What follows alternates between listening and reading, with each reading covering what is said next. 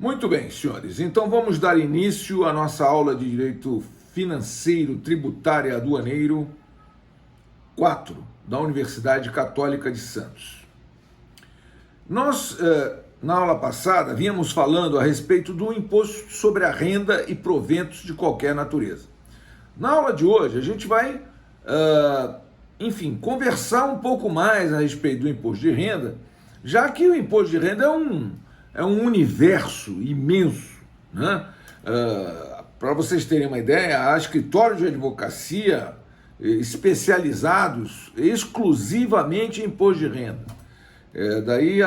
Dada a magnitude da matéria, né? Muita coisa realmente.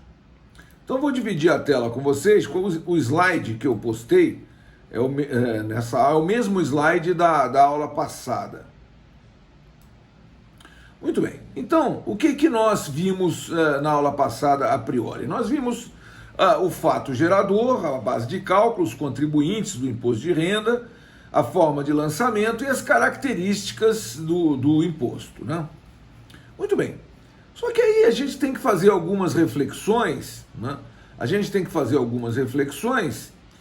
Em que não foi possível ainda fazer na aula passada, né? Por conta do tempo, né? Então nós temos ainda muito o que conversar, haveria ainda muito o que conversar, mas infelizmente nós não temos tempo na grade. Então eu vou dedicar aí 2 aulas ao imposto de renda. Foi a aula passada e a aula de hoje também vamos falar de imposto de renda. Vejam, senhores, o imposto de renda ele é um dos impostos mais importantes no contexto da arrecadação do governo federal. Por que eu digo que é um dos impostos mais importantes? Porque, veja, o imposto de renda ele tem a natureza de ser, como nós vimos, um imposto fiscal. Então, o objetivo do imposto de renda é eminentemente arrecadatório. Então, se ele é arrecadatório, a União tem uma atenção toda especial para o imposto de renda. Então veja só, todo mundo que ofere renda tem que pagar imposto de renda. Seja você uma pessoa física, seja você uma pessoa jurídica.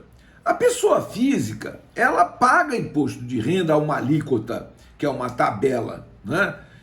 E a que está em vigor, você estaria isento até R$ 1.900, e a partir de R$ 1.900 você entra numa tabela progressiva que vai de 1.900 e em diante, e você vai pagando 7,5%, 15%, 22,5% e 27,5%. A reforma, vou fazendo alguns links a respeito dessa reforma que está tramitando aí no Congresso Nacional, que eles chamam de reforma do imposto de renda.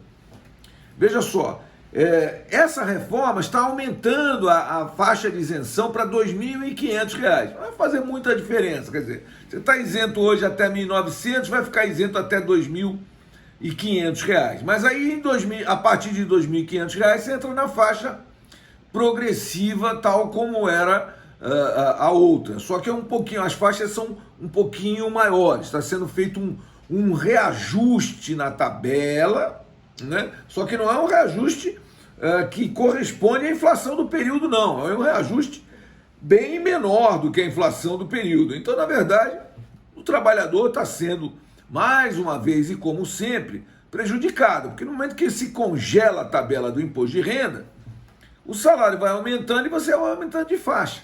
É lamentável isso, né?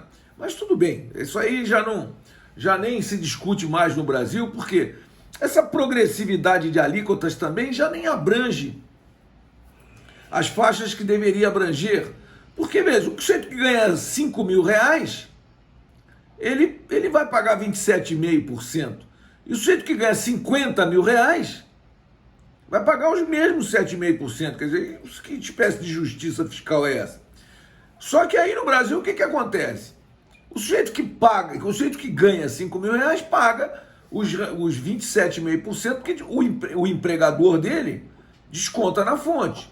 E o sujeito que ganha 50 mil não recebe isso de salário, ele recebe isso normalmente de lucro, e o lucro é isento de imposto de renda.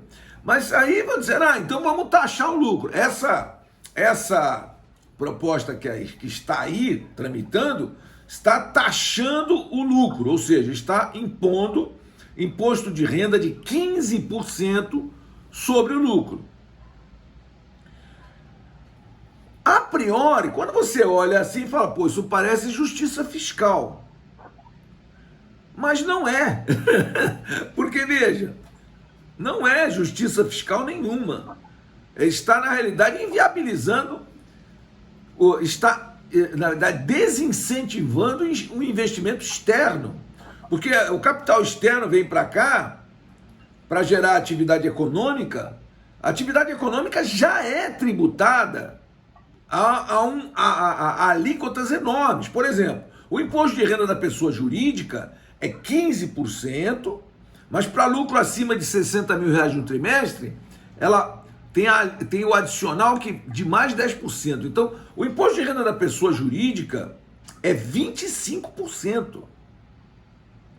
Veja, então o sujeito pagou 25% de imposto de renda na pessoa jurídica, aí vai distribuir lucro, vai pagar mais 15% sobre o lucro. Aí diz, não, vamos reduzir o imposto de renda da pessoa jurídica. Em vez de pagar 15%, vai pagar só 10%. Tudo bem, você vai pagar 10%, mas tem os 10% do adicional, então você vai pagar 20%. Então, sujeito, vamos pegar um valor. A empresa faturou 100 mil reais esse mês. Um escritório de advocacia faturou esse mês 100 mil reais. Sobre esses 100 mil reais, ele vai pagar quanto? Ele vai pagar, aí vai depender do regime de apuração do imposto de renda. Mas vamos supor que ele tenha 100 mil de lucro, ele vai pagar 20% de imposto de renda. Dos 100 mil de lucro. Então ele vai pagar 20 mil. Aí ele vai distribuir esse lucro para o acionista, para o sócio, vai pagar mais 15%. Então ele está colocando 35% de imposto de renda sobre quem tem um escritório de advocacia e paga imposto de renda pelo lucro real. Então, na verdade, assim, o que vai acontecer? Vão acontecer, são manobras, é o que vai aumentar. Hoje em dia existe, por exemplo, a empresa que paga imposto de renda pelo lucro real, ela pode deduzir do imposto de renda tudo que o diretor, por exemplo, gasta com viagens a trabalho. Então, você tem um diretor lá, o diretor, um dos diretores lá desse escritório de advocacia, ele vai viajar com a família dele, evidentemente, porque ele vai passar um tempo grande nessa viagem. Aí ele vai fazer essa viagem, ele vai a um congresso. Aí nesse congresso ele vai gastar praticamente esses 100 mil reais de lucro aí. Ele não vai ter lucro, porque ele vai gastar isso na viagem internacional que ele vai fazer. E essa viagem internacional ele vai deduzir 100% do valor do imposto de renda da pessoa jurídica. Quer dizer, a taxação do lucro, a tributação do lucro é um contrassenso tão grande que vai gerar somente manobras. E aí vamos ter que separar o joio do trigo, qual vai ser a manobra lícita da manobra ilícita que os empresários vão fazer para tentar se livrar de tanto imposto. Quer dizer, se o lucro é tributado, a empresa vai dar menos lucro. Vê se faz sentido para você. Veja, se o lucro é tributado, a empresa dá menos lucro. E se a despesa é dedutível, a empresa vai ter mais despesa do que tinha normalmente.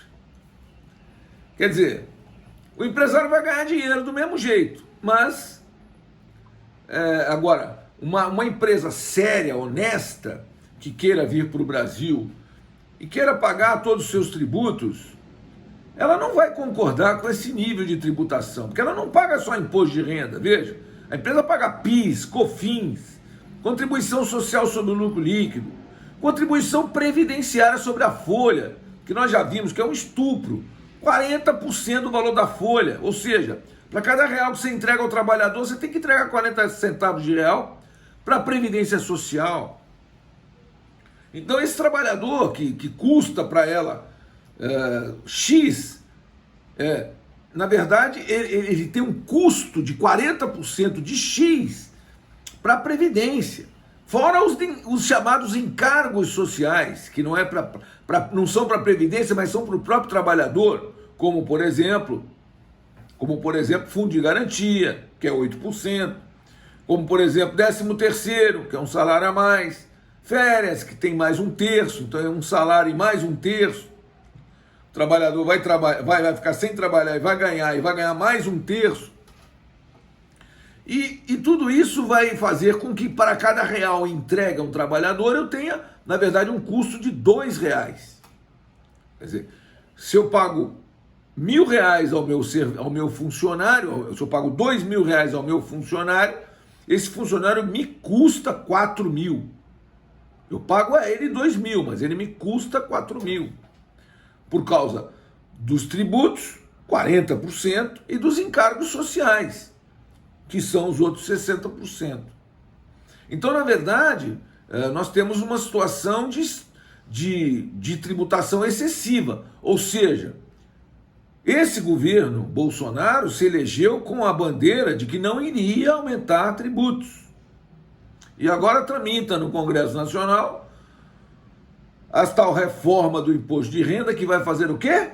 Aumentar imposto de renda. E tramita outro projeto, outra PEC aí, proposta de emenda constitucional, que diz que vai simplificar os tributos, na verdade vai aumentar tributos também, de uma maneira geral. Para vocês terem uma ideia, só o PIS e a COFINS, eles querem criar uma tal de CBS, que é a Contribuição sobre Bens e Serviços, e uma tal de IBS, que é um Imposto sobre Bens e Serviços. Então vai ser diferente. Os estados a União vai receber CBS, os estados vão receber IBS. Eu não entendi bem direito isso. Eles criaram uma tal de CBS, Contribuição sobre Bens e Serviços, e criaram um tal de IBS, Imposto sobre Bens e Serviços. Eu sei que eles vão pegar isso aí e vão substituir PIS e COFINS. E o IBS, o Imposto sobre Bens e Serviços, vai ser o ICMS com o ISS. Eu acho que não passa. Então o que eles estão fazendo? Eles vão dizer, o PIS e a COFINS, que hoje, somados pela alíquota máxima, olha só isso, a COFINS das empresas é 7,6%. Das empresas que pagam imposto de renda pelo lucro real. COFINS é 7,6% e o PIS é 1,65%. Sabe quanto é isso? 9,25% de alíquota nominal. Muito bem. Sabe quanto é a alíquota da tal da CBS, Contribuição sobre Bens e Serviços? 12%. Então estão aumentando a alíquota mesmo para as empresas que pagam imposto de renda pelo lucro real. Agora, as empresas que pagam imposto de renda pelo lucro presumido, pasmem, as empresas que pagam imposto de renda pelo lucro presumido, sabe quanto elas pagam de PIS e COFINS? 3% de COFINS e 0,65% de PIS. Então dá 3,65% de PIS e COFINS. Essa é a alíquota atual. Muito bem. Quanto eles vão cobrar de alíquota da empresa que paga imposto de renda pelo lucro presumido? 12%. Ou seja, eles estão quase quadruplicando o valor do PIS e do COFINS com essa tal de CBS, Contribuição sobre Bens e Serviços. E o tal do IBS, que vai ser o Imposto sobre Bens e Serviços, que vai ser receita dos estados e dos municípios, vai unir o ICMS, que hoje a maioria dos estados é 18% da maioria dos bens, E o ISS, que vai de 2% a 5%. Então eles vão cobrar CBS e IBS. E as empresas vão continuar pagando imposto de renda. E a pergunta, e a contribuição social sobre o lucro líquido vai ser extinta? Não, senhor, vai continuar sendo cobrada. Sabe quanto que é a contribuição social sobre o lucro líquido? 9%. Então, senhores, na verdade, eu só quero colocar isso agora, fazendo uma reflexão sobre a reforma tributária que está tramitando no Congresso, é que a lei, o projeto de lei que está alterando a tabela do imposto de renda, está tributando lucros e dividendos a pretexto de melhorar a vida das pessoas, na verdade vai piorar a vida das pessoas. Por quê? Porque está distributando lucros e dividendos que sempre foram isentos. Há mais de 3 décadas no Brasil não se cobra imposto sobre lucros e dividendos. Porque não faz sentido, porque o lucro e dividendo é o resultado final, depois que a empresa paga todos os impostos. Se a empresa brasileira pagasse poucos impostos, tudo bem, faria sentido. Mas não, a empresa brasileira paga tantos tributos que ela vive sufocada. Então, a carga tributária incidente sobre a empresa é tão grande que ela já não está suportando nem pagar. E aí, se der lucro e for distribuir, vai pagar imposto sobre o lucro. A meu ver, não vejo nenhuma sensatez nisso. Só vejo que vai dar aso a mais manobras. Empresas vão sair do Brasil. Muitas empresas vão sair do Brasil. Por exemplo, eu sou uma multinacional. Tá? Eu sou uma multinacional. E eu faço remessas para o exterior. Sobre remessas para o exterior, incide imposto de renda. Já incide imposto de renda sobre remessa de valores para o exterior. Sabe quanto incide? Qual é a alíquota? 15%. Mas é só se 15%? Não, tem PIS e COFINS sobre remessa de valores para o exterior. Que dá com essa alíquota nominal de 9,25%. E sobre remessa de valores para o exterior, incide uma outra contribuição de intervenção no domínio econômico com esse nome, CID. CID, remessa de valores para o exterior. Há uma alíquota de 10%. Então, se eu sou uma multinacional, tenho uma filial no Brasil, já pago 25% de imposto de renda, já pago 9% de contribuição social sobre o lucro líquido, já pago PIS e COFINS sobre a receita bruta e vou pagar mais PIS e COFINS sobre a remessa de valores para o exterior. Já pago 25% do rendimento da empresa, vou ter que pagar mais 15% da remessa de valores para o exterior. Ou seja, para mim, se eu sou a multinacional, eu faço que nem a Ford, fecha e vai embora. Vai trabalhar em outro lugar, porque aqui não interessa. Aqui, o que eu pago de tributos supera e muito aquilo que eu eventualmente possa ganhar. Então é mais fácil ir embora. Então, é uma crítica que se faz aí, mas vamos ver. Vejam só, senhores, o acréscimo patrimonial, ele é considerado renda, né? Mas vejam, tem certos acréscimos patrimoniais que não. Por exemplo, uma doação. Ora, aquele que recebe... veja, quando o artigo 43, no parágrafo 1º, ele fala que a incidência do imposto independe da denominação da receita, na verdade, isso tem que ser interpretado com bastante reserva. Porque, por exemplo, se a receita for uma doação, você recebe uma doação. Isso é um acréscimo patrimonial, não é? É. Mas isso sobre doação incide imposto de renda? Não incide, senhores, porque sobre doações incide o ITCMD, Imposto de Transmissão Causa-Mortes, e doação de quaisquer bens ou direitos. Então, se você receber uma doação de alguém, assim como se você receber uma herança de alguém, você vai pagar 4% de ITCMD só. E isso sobre doações e sobre heranças não incide imposto de renda.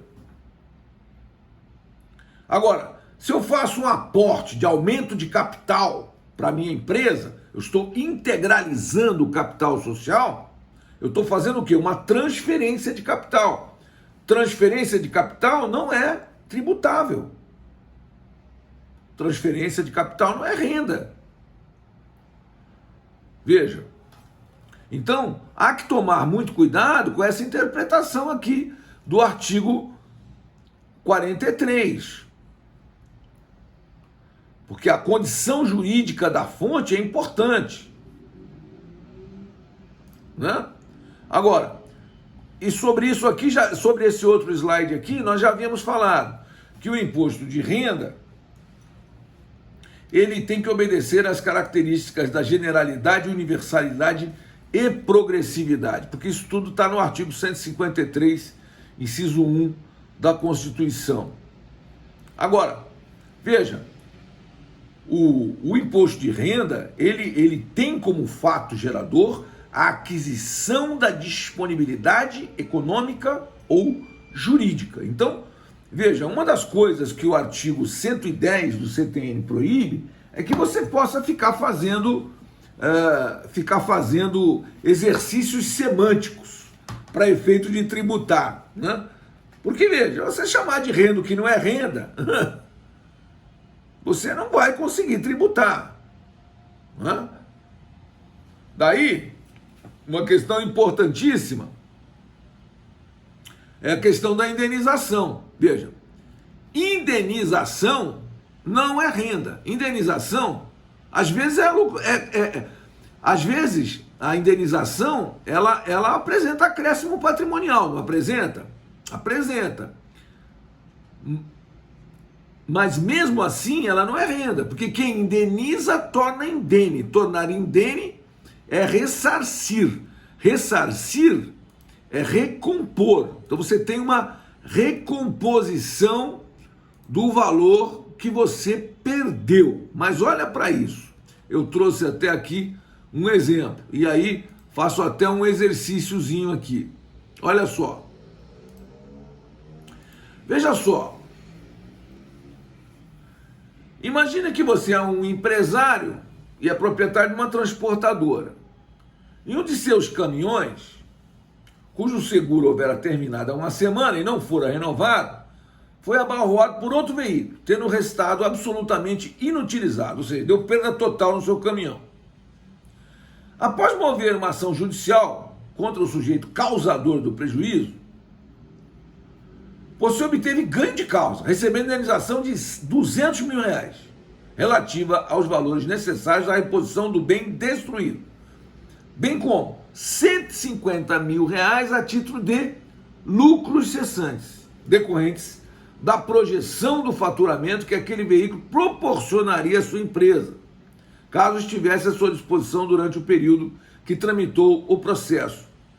Com base nessa situação hipotética, questiona-se: qual o valor a ser oferecido à tributação de imposto de renda?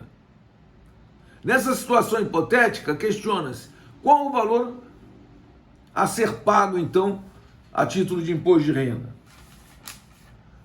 A questão, senhores, parece simples, mas não é. Lógico, ele recebeu 200 mil a título de indenização por danos emergentes. Danos emergentes é indenização. Quem indeniza torna indene. Tornar indene é ressarcir, é recompor. Mas e os lucros cessantes? Se você recebeu indenização por lucros cessantes, data vênia, você vai ter que pagar imposto de renda sim. Porque os danos emergentes não são tributados, porque é recomposição. Mas olha só, o que ele ganhou com os outros caminhões. Veja só, ele tem que receber, veja, isso já está discutido no processo. Veja, ele recebeu já 200 mil de ressarcimento por danos emergentes e recebeu 150 mil de lucros cessantes. O que eu quero mostrar para vocês é que sobre o que ele recebeu de danos emergentes, não tem imposto de renda, não é renda, é indenização. Agora, mesmo uma indenização, se ela for a título de lucros cessantes, vai ter que ser submetida ao imposto de renda. Ou seja, essa empresa deverá oferecer à tributação os 150 mil reais que ela ganhou de lucros, de indenização por lucros cessantes. Porque se ela tivesse tido lucro, ela teria que pagar imposto de renda. Ela não teve o lucro, porque o caminhão foi destruído. Mas ela recebeu indenização por não ter recebido o lucro. Então, essa receita é tributada. Veja que contrassenso. Indenização por dano moral não incide imposto de renda. Não é fato gerador do imposto de renda. Alguém causou dano moral para você, você processou e ganhou. Recebeu um valor. Sobre isso, não incide o imposto de renda. É acréscimo patrimonial, mas não incide. Está sumulada essa matéria no STJ.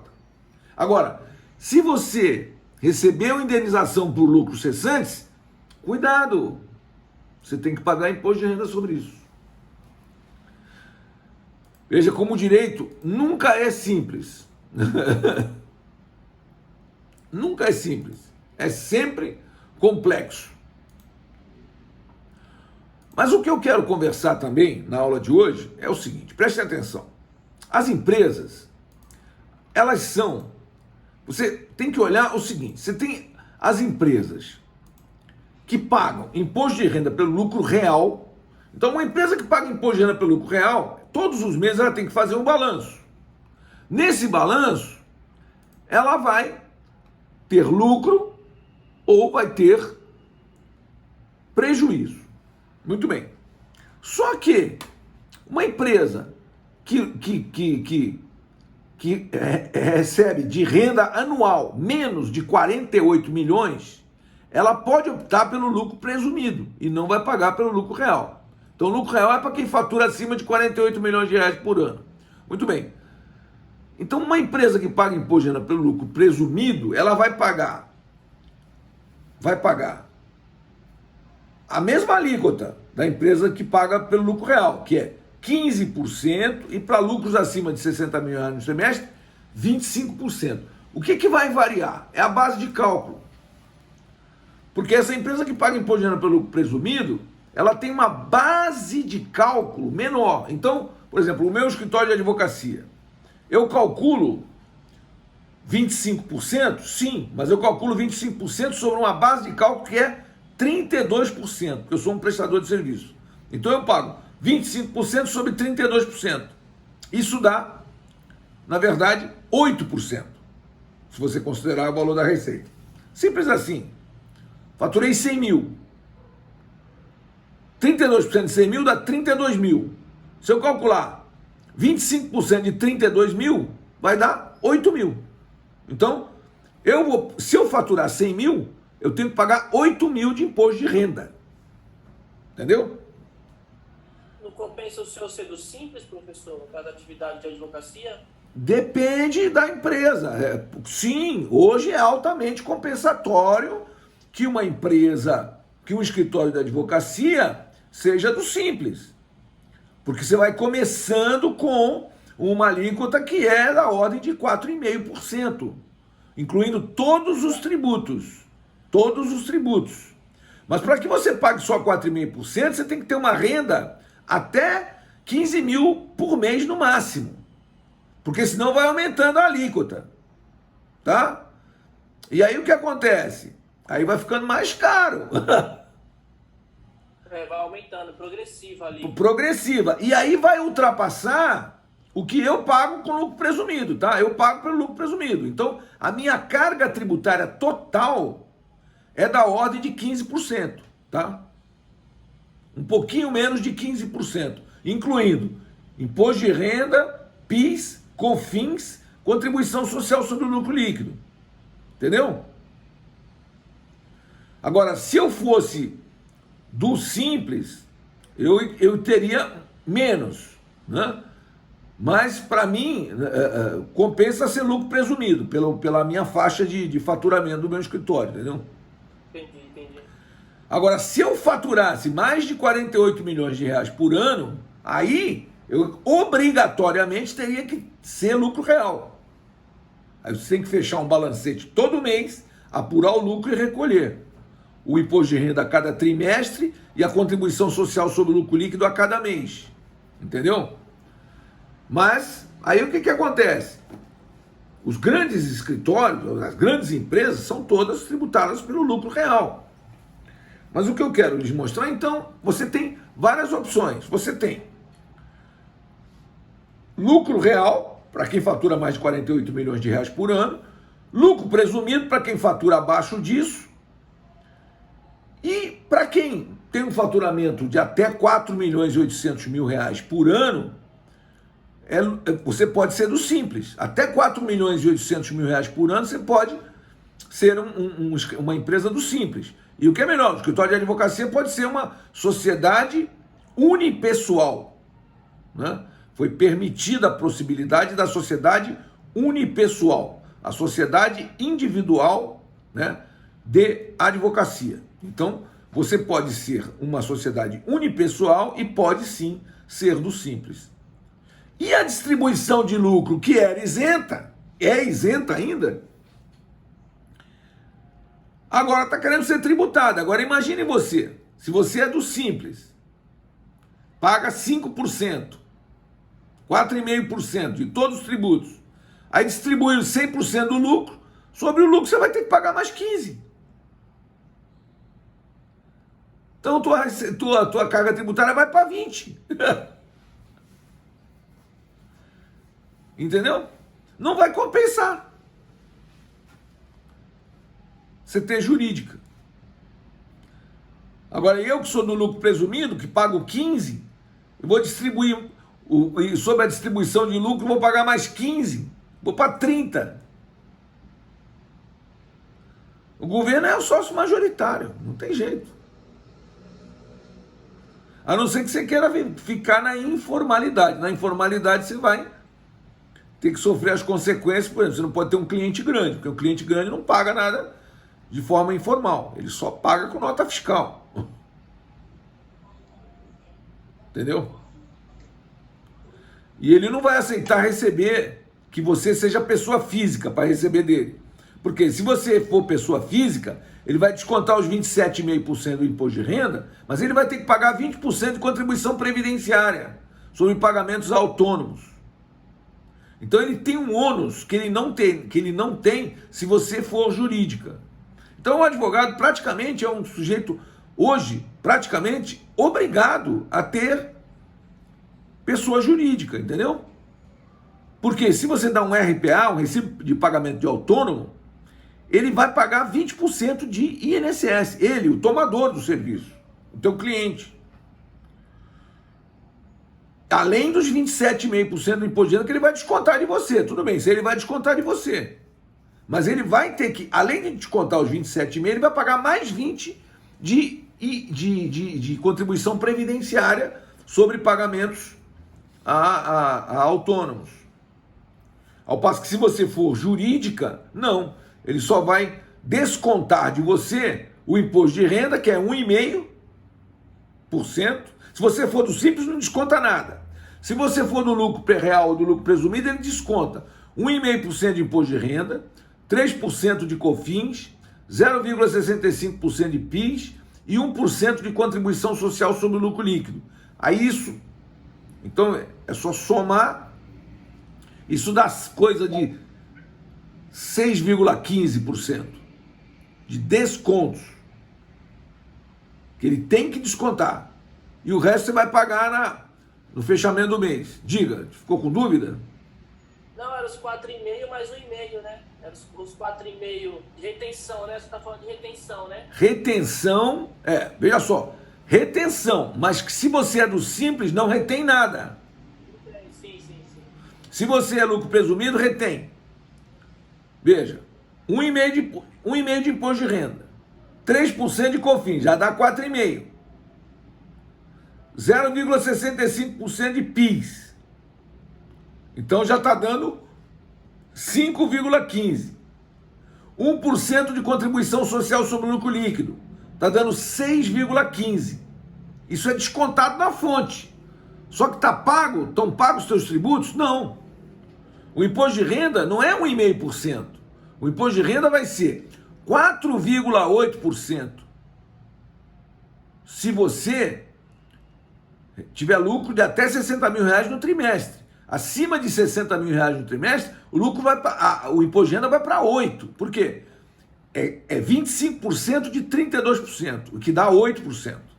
Então você tem 8% de imposto de renda, você tem, por isso que eu estou dizendo que é 15%, porque você tem 8% de imposto de renda, 3% de COFINS, só aí já dá 11%. 0,65% de PIS, 11,65%, mais 2,88% de contribuição social sobre o lucro líquido, porque a contribuição social sobre o lucro líquido é 9% sobre 32%, o que dá 2,88%. Então veja, você tem 8% de imposto de renda, 3% de COFINS, está dando 11%. 0,65% de PIS, 11,65%, mais 2,88% de contribuição social sobre o lucro líquido. Grosso modo, 12 mais 3, 15, quase 15%. Fora o ISS, porque o ISS é pago num carnê fixo. É um valor fixo anual para o exercício da profissão de advogado, que dá em torno de R$ 1.100 por ano. Não é um valor referente ao valor da nota fiscal, entendeu?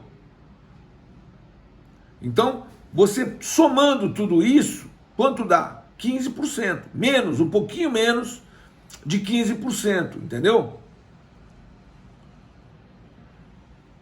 Então, são... Aí está dizendo aqui, já, quem está falando aqui? A Viviane, já estão vendo até... Na sala encontramos quem irá pagar cerveja na comemoração da formatura. Um homem de 100 mil no escritório. Não, mas esse 100 mil aqui eu estou dando exemplificativamente. Não sou eu, não. Eu arrumo o áudio, tá? Agora você me escuta. Já que tá ganhando 100 mil no escritório, por favor, deixe o endereço que nós iremos trabalhar com o senhor. Pode ter certeza. Não, é só. Meu escritório é um escritório de advocacia humilde. Tem lá uns caraminguazinhos que a gente recebe. Gente, vocês vissem a festa do filho dele, as fotos da festa do filho dele, vocês não acreditam no que ele está falando. Não, mas olha, a festa dele foi ele que pagou, viu? Não foi eu, não. É verdade sua, tá? Eu não sei as suas mentiras que você fala, sei as verdades. A festa foi ele que pagou, não fui eu. É nada, quem paga a festa de filho é pai e mãe. É o senhor que pagou. Foi não. No caso dele não foi, não. Ele é advogado, mano, ganha a grana dele. Bom, senhores, então vejam só. Trabalha no seu escritório, é isso? Bom, ele trabalha comigo no escritório. Ele trabalha no meu escritório. Então ele tem participação nos resultados. Bom, então, o que eu tinha que falar? Veja, ganhos de capital pagam imposto de renda, só que você tem que fazer um cálculo do imposto de renda sobre ganhos de capital, né? Lucros, vejam, até hoje não eram tributados. Com essa reforma, efetivamente o serão. O que mais que a gente gostaria de ainda conversar sobre imposto de renda? Veja, o imposto de renda é um universo tão grande, né, que a gente não teria condições de falar aqui na nossa grade com somente 2 aulas. Mas veja só, basicamente o que eu quero que vocês vejam, o imposto de renda, ele pode ser muitas e muitas vezes economizado pela grande empresa, por exemplo, com fusão e aquisição. Imagine você, isso é permitido legalmente. Que uma empresa, por exemplo, esse ano, vamos supor, eu sou uma empresa que deu, vamos imaginar que eu sou uma empresa que teve lucro de 100 milhões esse ano. Minha empresa fechou o balanço anual, eu vou fechar meu balanço, estou fazendo as minhas projeções e eu vou ter 100 milhões de lucro. Então eu vou ter, quanto vou ter que pagar de imposto de renda? Vou ter que pagar 25% desse montante. Vou pagar 25 milhões de imposto de renda. Muito bem, é muito dinheiro. Eu posso fazer. Eu posso comprar uma empresa que tenha prejuízo no balanço, e se eu incorporar essa empresa, eu posso deduzir do meu lucro o prejuízo da empresa adquirida. Então, muitas vezes você não entende por que uma empresa está quebrada, foi comprada por uma empresa que está muito bem economicamente. Por quê? Porque ela vai pegar um prejuízo no balanço dessa empresa quebrada e vai jogar na sua contabilidade e reduzir o quê? O lucro. E reduzindo o lucro vai estar reduzindo o quê? O imposto de renda a pagar. Então essa empresa, vamos imaginar que uma empresa que tem 100 milhões de lucro, compra, adquire uma empresa que tem 100 milhões de prejuízo no balanço. Quanto que ela vai pagar de imposto de renda? Nada. Ela compensou o lucro que ela teria com o prejuízo da empresa que ela adquiriu. Aí você veja, uma jogada. Às vezes a Receita Federal vem e não concorda com isso. Não, peraí, você extrapolou. Isso aconteceu na aquisição do Itaú. O Itaú adquiriu o Banco Nacional, e aí isso acabou sendo discutido no âmbito do CARF lá, um auto de infração bilionário, porque entendeu, o CARF, a fiscalização entendeu que o Itaú extrapolou o desconto de prejuízo que poderia eventualmente ter descontado em balanço. Mas isso é uma discussão contábil lá, eu nem sei o resultado dessa demanda aí, se o Itaú ganhou ou perdeu. Mas o certo é que uma empresa pode comprar, adquirir outra empresa e descontar o prejuízo da empresa adquirida na sua integralidade. É um direito dela. E muitas vezes isso é vantajoso, né?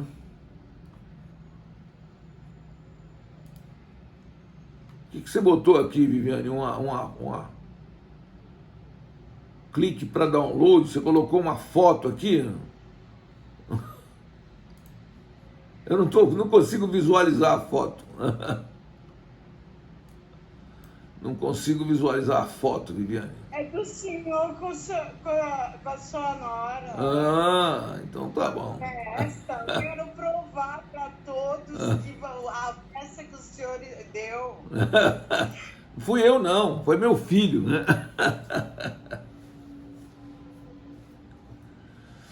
Bom, então, olha só, ainda algumas considerações. Veja, aqui eu estava dizendo, né, que a alíquota do imposto de renda da pessoa jurídica é 15%. Agora, a parcela do lucro real presumido ou arbitrado que exceder o valor resultante da multiplicação de R$20 mil pelo número de meses do respectivo período de apuração e o período de apuração da pessoa jurídica é o trimestre civil, veja, o período de apuração do imposto de renda da pessoa física é o ano civil, o período de apuração da pessoa jurídica, da pessoa física é o ano civil, da pessoa jurídica é o trimestre civil. Então, para lucros acima de 20 mil reais por mês, ou 60 mil reais no trimestre, né, eu tenho o chamado adicional, que é uma alíquota de mais 10%. Então a empresa vai pagar 15% mais 10%, daí eu estou dizendo que ela precisa pagar 25% de imposto de renda para o lucro que exceder 20 mil reais por mês. Acho que 20 mil reais por mês pode ser muito para uma pessoa física, mas para uma empresa, para uma pessoa jurídica, é um valor irrisório. Ou seja, imagina um banco que lucra bilhões, né? Vai pagar 25% sobre todos esses bilhões. É por isso que eles participam de incentivos fiscais, é por isso que eles adquirem empresas que têm prejuízo no balanço, né? E que eles fazem diversas manobras. Agora farão mais, porque além de economizar imposto de renda, eles vão economizar imposto de renda sobre distribuição de lucros e dividendos. Agora, só está obrigada a pagar imposto de renda pelo lucro real a empresa que recebe que tem um faturamento, uma receita bruta superior a 48 milhões de reais, como eu havia dito, né? Ainda em relação à questão do planejamento, né, da empresa, ela tem que ver qual é a faixa de receita em que ela se encontra e qual é a melhor opção contábil para que ela possa pagar o mínimo possível de tributos. Veja, não faz sentido. Se você é um pequeno escritório de advocacia, você tem que tentar se enquadrar de todas as formas na modalidade de tributação pelo Simples, porque o Simples vai te dar, para até uma renda de até 15 mil reais por mês, vai ter uma tributação de apenas 4,5%, o que é muito interessante, né? Porque menos de 5% de tributos, aí incluídos todos os tributos. E aí mesmo que depois você tenha que passar para alíquotas maiores, veja só, mesmo que depois você tenha que pagar para alíquotas maiores, o que acontece? Mesmo assim é interessante, porque vejam só, existem empresas, e aí também pegar um ganchinho aqui, existem empresas que elas só são viáveis se elas forem do Simples. Porque se elas não forem do Simples, essas empresas estão absolutamente inviáveis. Pense bem, pega um restaurantezinho, pega um restaurante que fatura 200 mil por mês. É um bom restaurante, um restaurante razoável, tem um faturamento razoável. Agora, tá cortando o que eu estou falando? Porque está dizendo que a minha internet está instável aqui, né?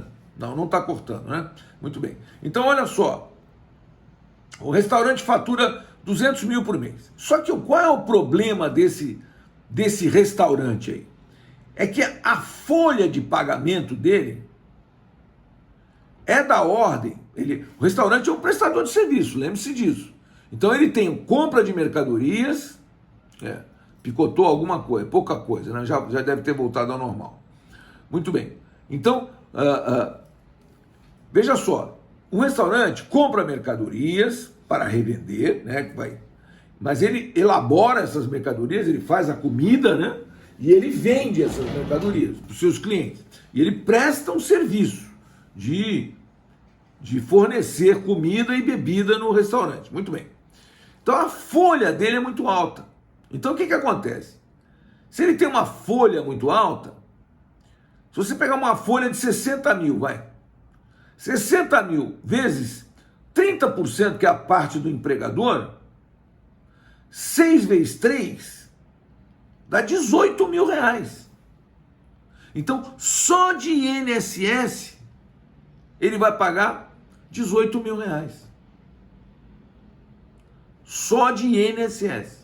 Agora, se ele é um restaurante do Simples, ele vai pagar uma receita, ele vai pagar, vamos colocar que ele esteja numa faixa de 10%. 10% sobre a receita bruta, incluindo, vai pagar uma guia DAS de 20 mil reais, que não é pouco, tá? Mas aí nesses 20 mil reais está incluído ICMS, ISS, PIS, COFINS, contribuição social sobre o lucro líquido, imposto de renda e INSS. Tá entendendo? Tudo isso está incluído nesses 20 mil. Então, esse restaurante, ele gasta, vai, quando você acha que é o aluguel, um restaurante para faturar 200 mil não é um restaurante pequeno. Então ele paga um aluguel caro lá, 15 mil reais de aluguel. Ele tem uma luz alta também, 5, 6 mil reais de luz por mês. Ele compra a mercadoria que ele serve não é de graça não, tem que comprar lá.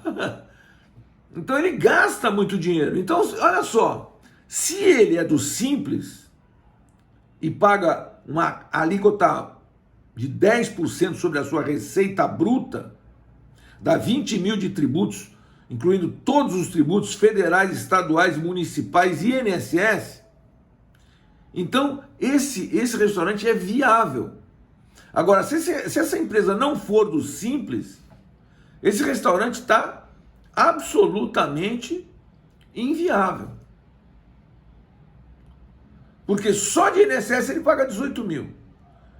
Veja, imposto de renda, 15 mil, 30 mil de imposto de renda. Quer dizer, 15% sobre a... Agora, se ele for do lucro presumido, ele vai pagar 15% sobre 32%, que dá 4,8%. Mas mesmo assim, 4,8% de 200 mil dá 9.600. Então, veja só de imposto de renda, ele vai pagar 9.600. Mais PIS, COFINS, contribuição social sobre o lucro líquido, imposto de renda, ISS e INSS, esse restaurante vai ter uma carga tributária que supera em muitos 40 mil reais por mês. Então, veja só, quem fatura 200 mil não consegue pagar 40 mil de tributos. Não consegue, é impossível. Entendeu? Então, o que acontece? Se essa empresa for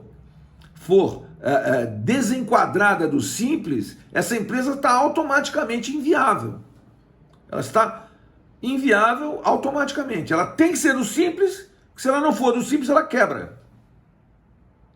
E não poucas vezes, senhores, se os senhores forem ser advogados, vão chegar clientes dos seus escritórios com essa questão aí. Ai, doutor, fui desenquadrado do Simples. O que eu faço? E aí você vai ter que mover uma ação para provar que ele tem que ser enquadrado outra vez. Sob pena de, se não for enquadrado, ele vai quebrar, ele vai falir. Aí você tem que provar que ele faz jus ao reenquadramento.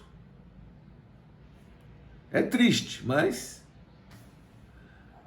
essa é a realidade de um escritório de advocacia, às vezes que recebe clientes que foram desenquadrados do Simples.